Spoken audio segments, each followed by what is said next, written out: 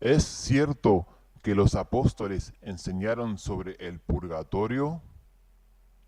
Vamos a demostrar cómo el creyente católico romano es inducido a creer en una falsa creencia, en una mentira, la del purgatorio. Para iniciar, vale mencionar que la Iglesia Católica Ortodoxa no enseña sobre el purgatorio. Entonces, ¿cómo dicen que sea una creencia católica de tradición? Es evidente que para nada es esta una doctrina respaldada desde los inicios de la Iglesia, pues los ortodoxos siguen la tradición de la mayoría de los padres de la Iglesia primitiva: San Ignacio, San Irineo, Policarpo, San Justino, Tertuliano, Orígenes, San Cipriano, por nombrar algunos. Ninguno de ellos ha enseñado sobre el purgatorio. Creyente católico romano, no estás creyendo una doctrina apostólica de tradición. Estás creyendo una doctrina que no fue mencionada por siglos en ningún escrito de ningún padre de la Iglesia. Es un dogma establecido hace menos de 300 años. Desde que existe la Iglesia, por siglos nunca se ha nombrado el purgatorio.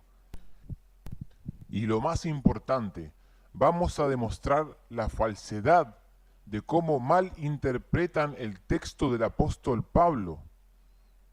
Vamos a recordar lo que San Irineo escribió sobre los herejes. ¿Cómo actúan los herejes? Así dijo él: enseguida recogen frases de aquí y de allá, las cambian de lugar, sacándolas de su contexto natural para ponerlas en uno forzado. Esto es lo que los católicos romanos han hecho con el texto de Primera de Corintios capítulo 3 versículo 15. Lo han sacado de su contexto natural y lo han aislado y lo han colocado en un contexto forzado que nada tiene que ver con el verdadero significado del mismo. Para conocer de qué habla este versículo, hay que analizar de qué está hablando el apóstol Pablo en los versículos anteriores.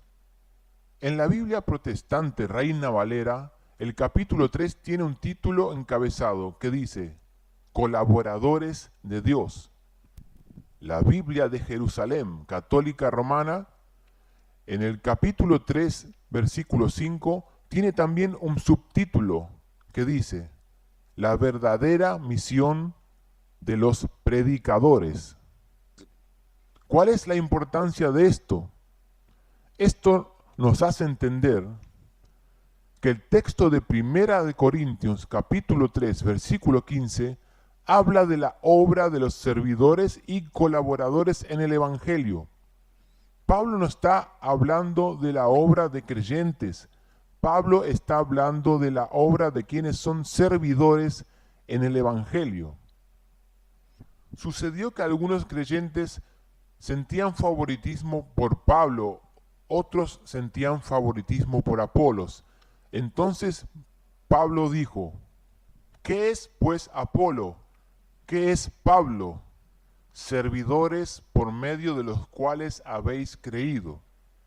Luego, en el versículo 6, Pablo habla de esta obra de los servidores.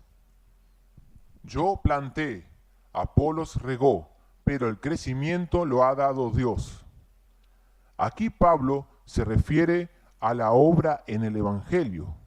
Hace una comparación, como que él plantó y Apolos regó, pues Pablo fue el primero en llegar a los creyentes con la palabra de Dios.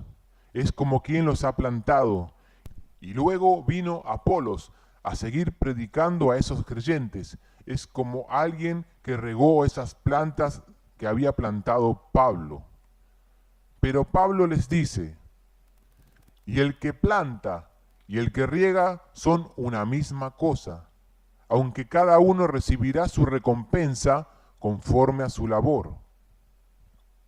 Pablo enseña que no se debe hacer diferencia entre los que sirven en el Evangelio y que cada uno de los servidores va a recibir su recompensa según el trabajo que haya realizado. En el versículo 11, Pablo enseña que el fundamento de la obra en el Evangelio es Jesucristo. Luego Pablo da a entender que la obra de los servidores puede tener distintos resultados. En algunos será mayor y en otros será menor. Pablo afirma que toda obra de quien sea servidor en el Evangelio será probada, pasará por muchas y difíciles pruebas, y estas pruebas van a revelar la consistencia que tiene un servidor. Si la obra de un servidor, llámese pastor, evangelista, obispo, si la obra que le ha encomendado el Señor permanece, recibirá su recompensa. Recuerden cómo en el versículo 8, Pablo ya había hablado que cada servidor recibirá su recompensa según su trabajo. Es en este contexto en el cual Pablo viene hablando de los servidores y colaboradores de Dios en el Evangelio, y la obra de estos.